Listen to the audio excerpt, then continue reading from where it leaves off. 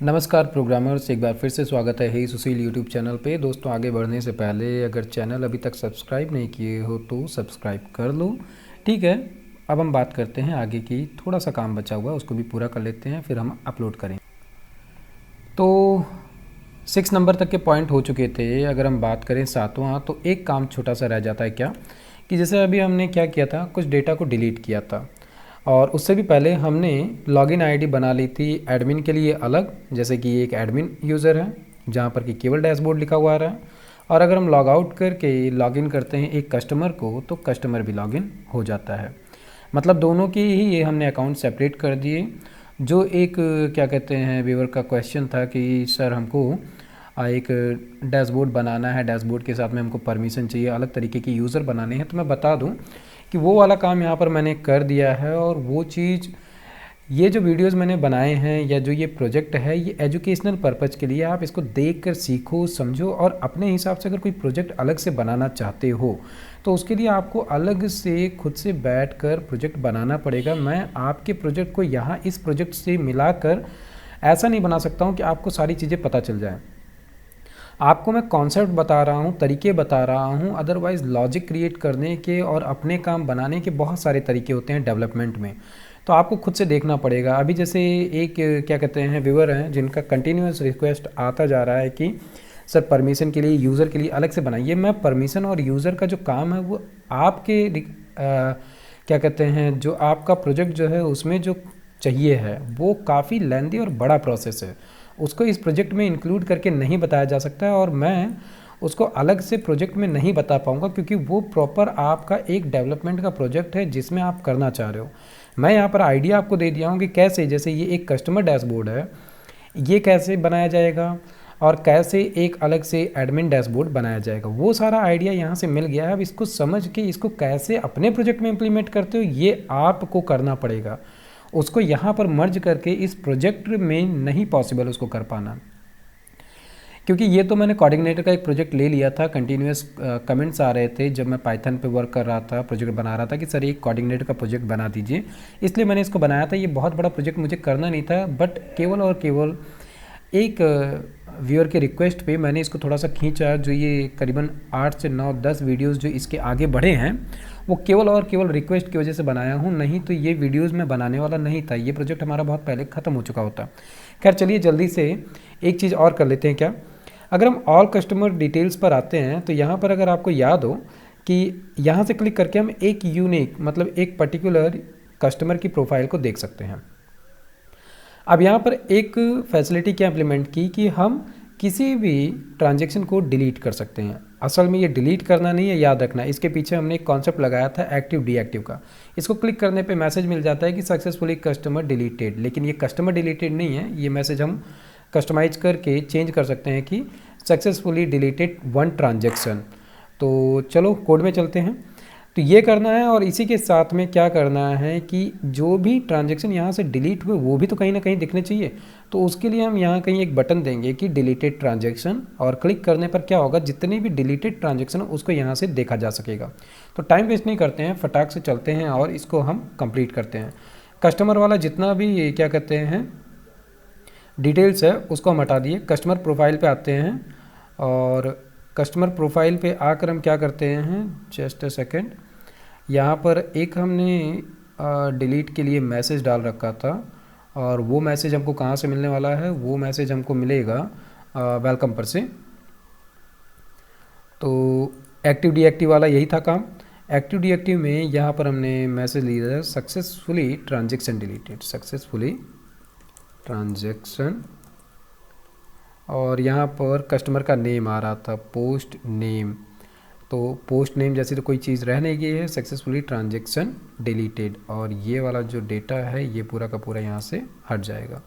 ठीक है, तो सक्सेसफुली ट्रांजेक्शन डिलीटेड बस यही आएगा। एग्जिस्टिंग ट्रांजेक्शन डिटेल डिलीट करने में कोई प्रॉब्लम आ रही, ये मैसेज भी ठीक है। ठीक है, अब ये अगर डिलीट करेंगे तो ये मैसेज हमको मिल जाएगा। अब सवाल ये रह जाता है कि यहाँ पर एक बटन बनाना है जिसके क्लिक पे क्या करना है, जितने भी इस यूज़र के डिलीटेड ट्रांजेक्शन है वो मिल जाए। अब ये करने के लिए क्या करना पड़ेगा, अगर हम इस ट्रांजेक्शन आईडी को लेकर चलें अपने टेबल में, और हम कस्टमर ट्रांजेक्शन में अगर चलते हैं और सर्च करें, तो ये कस्टमर ट्रांजेक्शन डिटेल्स जो है वो हमको मिल जाएगी।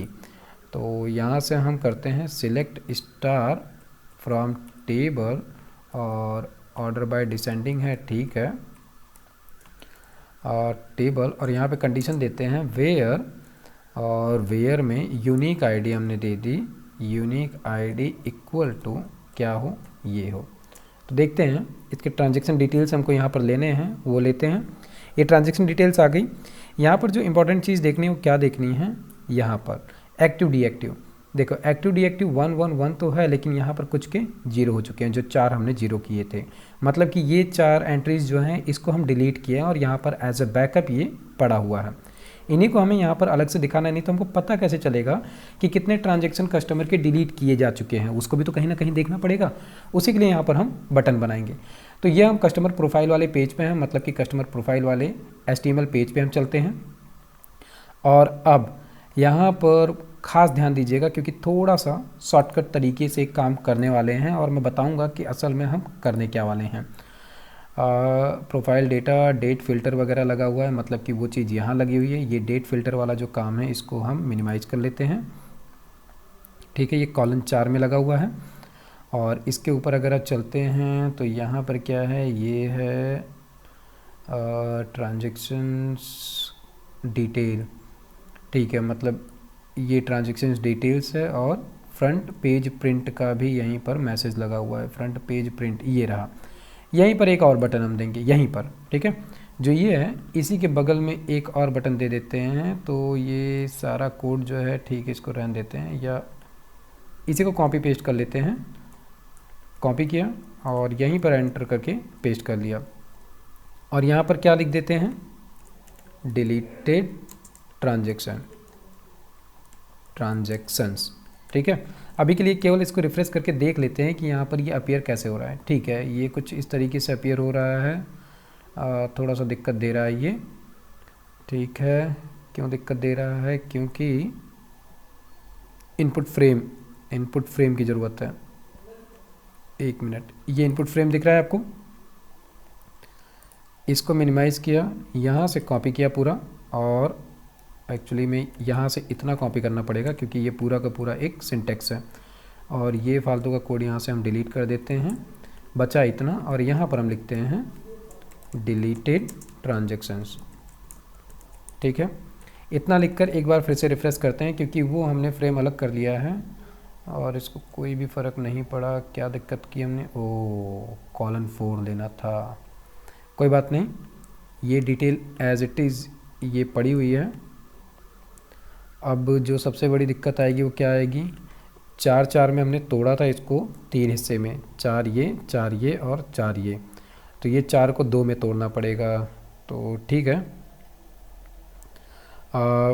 फॉर्म भी यहीं पर लगा हुआ है, मतलब कि इसको अगर हम ओपन करते हैं, डेट फ़िल्टर है और यही वाला है कॉलन।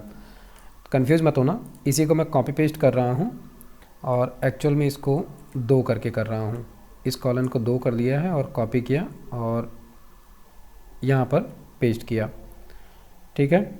इसको पेस्ट करने के साथ में ये पूरा का पूरा जो डेटा है ये डिलीट कर दूँगा। कौन सा वाला, ये डिव जो है कॉल फॉर्म वाला, यहाँ तक का डेटा ये डिलीट हो जाएगा। ये डिलीट हुआ, केवल बचा कितना डेटा, ये वाला डेटा।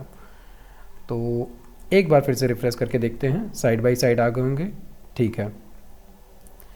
और ये वाला जो डेटा था इसमें से इसको डिलीट कर देना है, क्या, ट्रांजैक्शन डिटेल्स वाला ये डेटा डिलीट कर दिया, ठीक है, ताकि ये जो साइड बाय साइड आ रहा है ये ना आए, साइड बाय साइड आ जाए, नीचे वाला ख़त्म हो गया, ठीक है।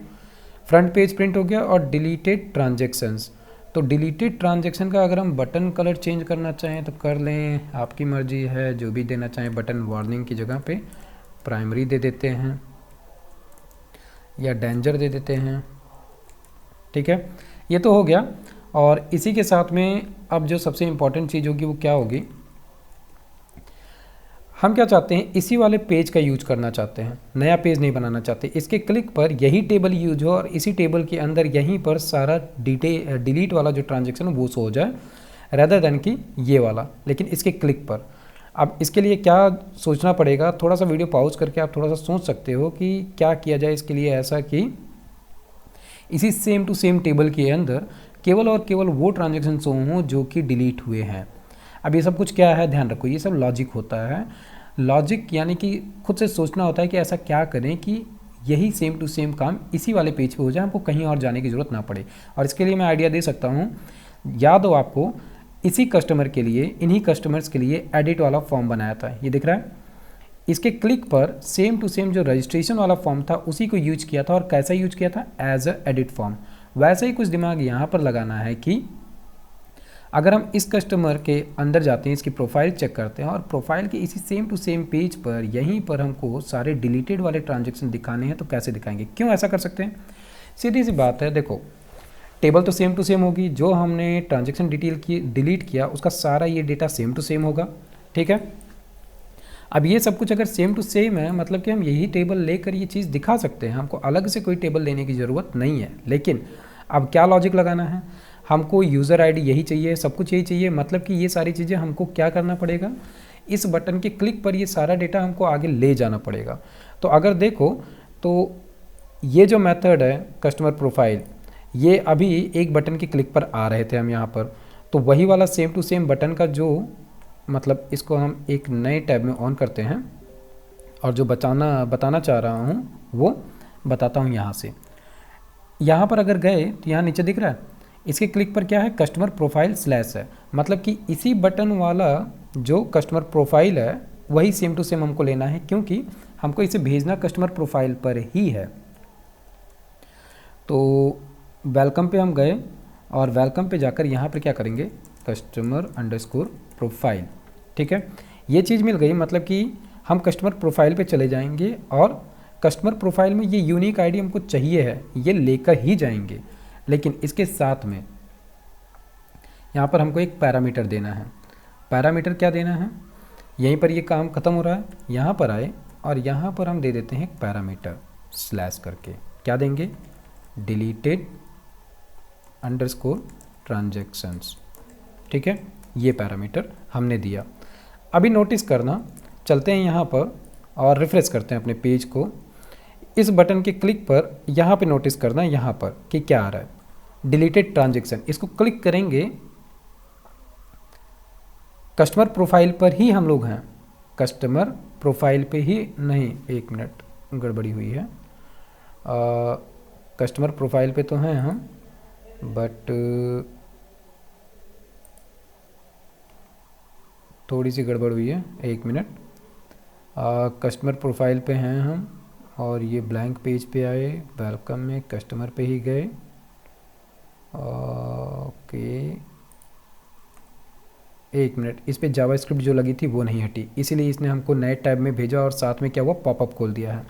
इसको कंट्रोल शिफ्ट के साथ में आर प्रेस करना, इससे कुकीज़ इसकी सारी की सारी ख़त्म हो जाएंगी, डिलीट हो जाएंगे। और इसके बाद में फिर इस बटन पे क्लिक करने पे क्या होगा, नए टैब में ज़रूर खुलेगा ये, लेकिन प्रिंट का पॉपअप नहीं मिलना चाहिए हमको।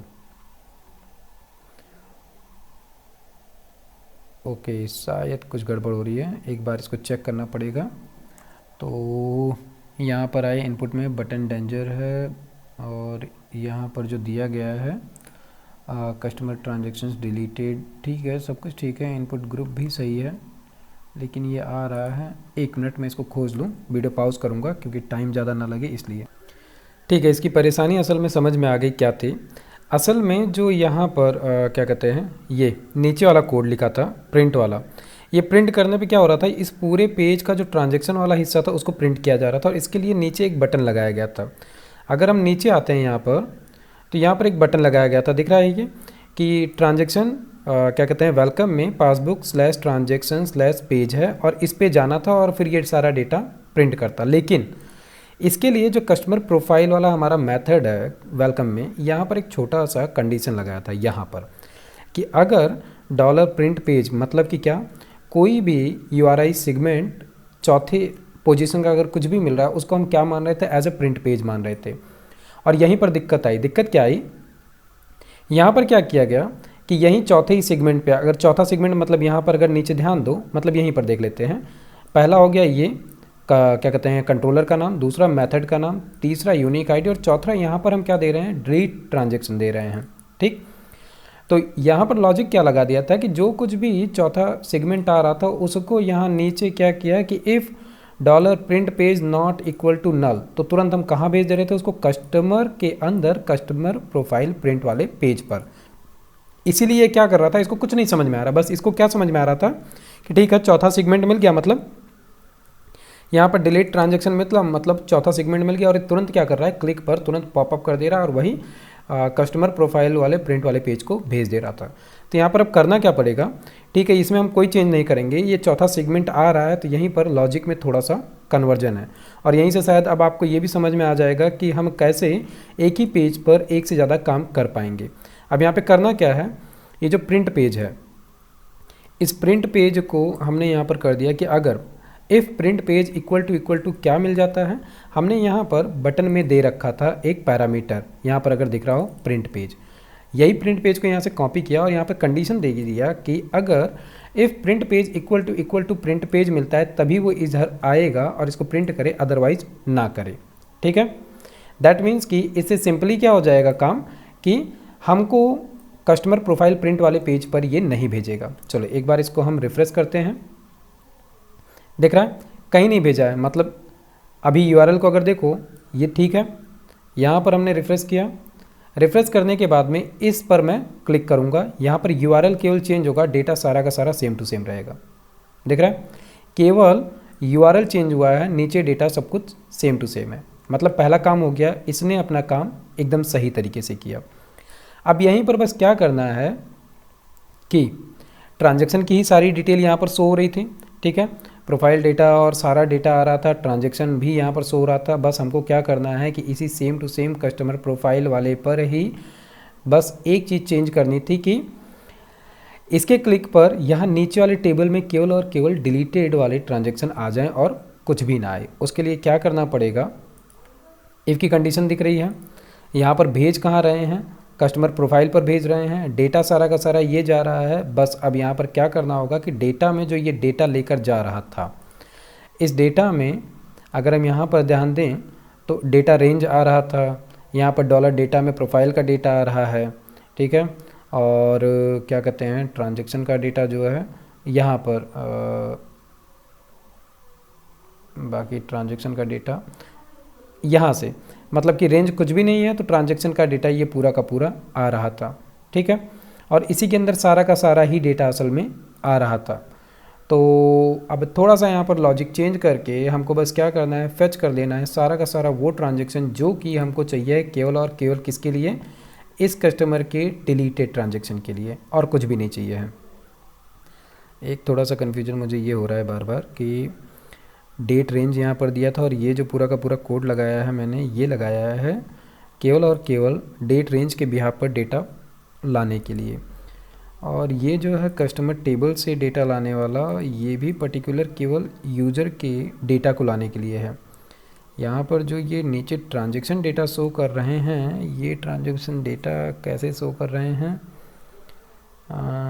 इफ़ डेट रेंज, अच्छा हाँ ठीक है, टू फ्रॉम नहीं, थोड़ी सी दिक्कत है, 1 मिनट का मौका और लूँगा।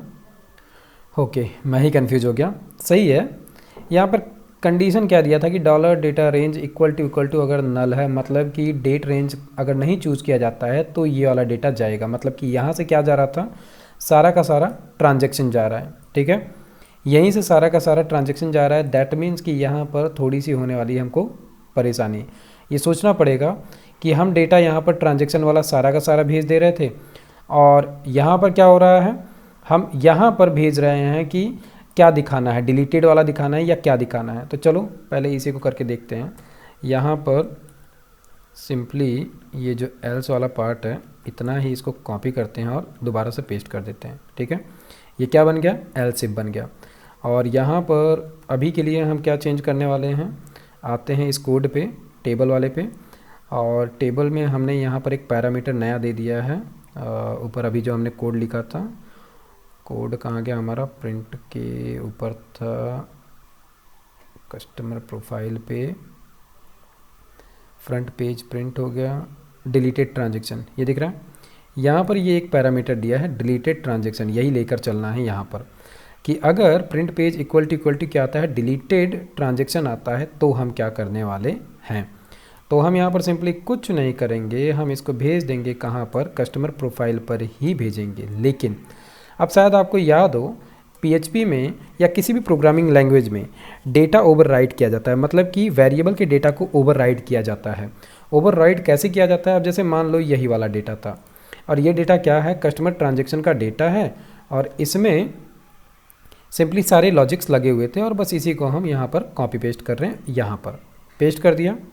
क्या होगा, डेटा रेंज का जो कस्टमर ट्रांजेक्शन वाला डेटा है वो क्या होगा, जैसे ये कंडीशन सही होती है वो इफ़ के अंदर आएगा और यहीं से डेटा कस्टमर ट्रांजेक्शन वाला डेटा ओवरराइड कर देगा ऊपर वाले डेटा को।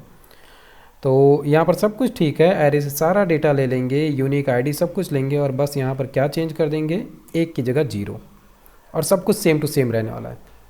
ठीक है, अगर जो सोच रहा हूँ वैसा हुआ है तो चलो एक बार इसको हम रिफ्रेश करते हैं। यहाँ पर केवल और केवल 4 ही ट्रांजेक्शन रह जाने चाहिए। क्यों? क्योंकि हम ऑलरेडी कहाँ पर हैं, डिलीटेड ट्रांजेक्शन वाले सेक्शन में हैं। रिफ्रेश किया, नीचे आए, दिख रहा है कितनी इजीली क्या किया हमने, जो हमारा पहले से बना हुआ पेज था ट्रांजेक्शन टेबल का, कस्टमर प्रोफाइल का, उसी के अंदर क्या किया हमने, सिंपली इसको यूज कर लिया। डिलीटेड ट्रांजेक्शन पे क्लिक करते ही क्या हुआ, इसको जितनी बार क्लिक करोगे यहाँ पर आ गए और जो भी डेटा था वो हमको यहाँ पर मिल गया। ठीक, अब सवाल ये उठता है कि ठीक है हमको वापस अगर जाना हो तो क्या करें, तो उसके लिए सिंपली बैक वाला बटन दबा देना अभी इसके लिए, या तो फिर आप यहाँ पर बैक वाला बटन खुद से लगा लो, वो आपकी मर्जी है। चलो एक बार फिर से इसको करके देख लेते हैं, अगर आपको थोड़ा सा डाउट हो तो। आ गए हम यहाँ पर, URL को देखना कस्टमर प्रोफाइल है और यहाँ पर अभी सारा का सारा डेटा दिख रहा है। ठीक है, डिलीटेड ट्रांजेक्शन पे क्लिक किया, क्लिक करने के साथ में यहाँ पर URL चेंज हुआ और नीचे आएंगे तो सेम टू सेम टेबल पे क्या हुआ, हमको ये सारा डेटा मिल गया। यही खेल होता है कंडीशंस का। छोटी सी कंडीशन इधर उधर करने पे सेम टू सेम प्रोफाइल पे हम अलग तरीके के डेटा शो कर पा रहे हैं, मतलब कि छोटे से कंडीशंस हैं जिनके चेंज पे ये सारा काम हो जा रहा है। तो same to same customer profile वाला जो ट्रांजेक्शन पेज है, इसी में जो एग्जिस्टिंग कस्टमर के डिलीटेड ट्रांजेक्शन थे वो भी दिख रहे हैं और जो नॉर्मल डेटा थे वो अलग से दिख रहे हैं। तो करना क्या है, इसमें इस बटन के क्लिक पर अब ये काम करना है, इसको रिस्टोर बनाना है। ये बहुत आसान काम है, इसको खुद से कर लेना कि इसके क्लिक पर यहाँ पर ग्रीन आइकन बनाना है और क्लिक करने पे जो यहाँ पर कंडीशन 0 वाली हो रही है उसी को क्लिक करके 1 से अपडेट कर देना है। मतलब कि जो काम इस बटन पे 0 से 1 के लिए किया गया था वही 1 से 0 के लिए कर देना है।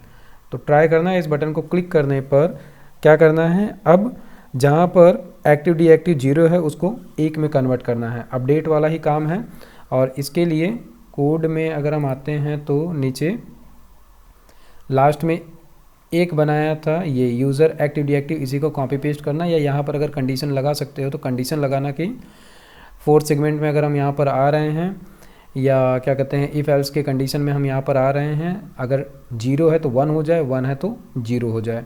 या इसके लिए अलग से सेपरेट मेथड बना के करना चाहते हो तो वो कर लेना, मुझे उम्मीद है कि कर ले जाओगे। अगर नहीं कर पा रहे हो तो ज़रूरत है फिर से एक बार रिवीजन करने की, कोड को फिर से देखो, स्टार्टिंग से जाकर फिर से पूरे वीडियोस को रिवाइज करो, जहाँ से डाउट हो रहा है नहीं क्लियर हो रहा है वहाँ से देखो, लॉजिक्स को थोड़ा बनाने की कोशिश करो, समझने की कोशिश करो और इसके बाद में कोड लिखने की कोशिश करो। अगर सारा कोड केवल देख देख कर नकल करोगे, लिख लोगे तो लॉजिक्स बनाने का आइडिया जो है वो नहीं मिल पाएगा। नहीं तो ये छोटे छोटे से ट्रिक्स हैं जिनको करके चीज़ें इधर से उधर हो जाती हैं। और उम्मीद है कि इसको पूरा समझने के साथ में इसको अच्छे से कर पाओगे। और कहीं पर अगर दिक्कत आती है तो मुझे कमेंट करो, लेकिन हाँ इतना दिमाग में रखिए कि ये वीडियोस केवल और केवल एजुकेशनल पर्पज़ से हैं, आइडियाज़ देने के लिए, लॉजिक्स बिल्डअप करने के लिए। यहाँ पर हम बैठ के कोई क्या कहते हैं बहुत बड़े प्रोजेक्ट की डिटेल या बहुत बड़े प्रोजेक्ट को हम करने नहीं बैठे हैं। तो उम्मीद है कि ये पूरा का पूरा कंसर्न समझ में आया होगा, कैसे इजीली हम अपने बनाए हुए कोड्स को रीयूज़ करना चालू कर देते हैं जब हमारा प्रोजेक्ट धीरे धीरे करके बड़ा होने लगता है। तो यहाँ पर अब बहुत ज़्यादा चीज़ें नहीं हैं, बस थोड़ा सा सोचना रहता है कि अच्छा हमको ये चीज़ करनी है, हम इसको कैसे कर सकते हैं।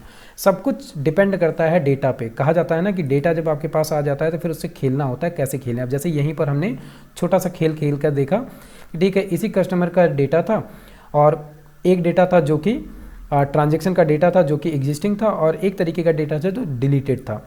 सेम पेज पे बस एक पैरामीटर के चेंज पे हमने दोनों काम कर लिया। यही है डेटा से खेलने का तरीका। उम्मीद है सारी चीज़ें समझ में आई होंगी। वीडियोस अच्छे लगे हैं तो लाइक ज़रूर करो, चैनल सब्सक्राइब कर लो आगे के लिए। ये प्रोजेक्ट बस एक वीडियो में और ख़त्म हो जाएगा। इसको इसके लास्ट वाले वीडियो में, इसके आने वाले नेक्स्ट वीडियो में क्या करेंगे, इसको हम सर्वर पे ले चल के अपलोड करेंगे और देखेंगे कि कैसे सर्वर पे इसको अपलोड किया जाता है। पीएचपी के प्रोजेक्ट्स सर्वर पर अपलोड करना बहुत आसान है, यानी कि सबसे आसान लैंग्वेज कही जाती है पीएचपी। कारण इसका यह है कि इसके कोड को बहुत ईजीली कहीं पर भी सेटअप किया जाता है, कहीं पर भी उठा के रखा जा सकता है। तो इसी चीज़ को हम नेक्स्ट वीडियो में देखेंगे। तब तक के लिए ये पूरा का पूरा काम जो है इसको आप कर लो। अगर इसको और आगे एक्स्ट्रा कर रहे हो तो कमेंट करके ज़रूर बताओ कि आप इस प्रोजेक्ट को कैसे अपने तरीके से और अलग तरीके से मॉडिफाई करने की कोशिश कर रहे हो, क्या कर रहे हो। साथ में अगर मैं कमेंट आप जो भी कुछ करते हैं उसका रिप्लाई नहीं दे पाता हूँ तो थोड़ा सा पेशेंस रखा करिए। कभी कभी 2-3-4 दिन लग जाते हैं, नहीं तो अमूमन कोशिश करता हूँ कि आपको जल्दी से जल्दी जवाब दे दूँ। ठीक है, फिर मिलता हूँ मैं प्रोग्रामर्स नेक्स्ट वीडियो में। तब तक के लिए आप स्वस्थ रहिए, मस्त रहिए और कोडिंग करते रहिए। नमस्कार।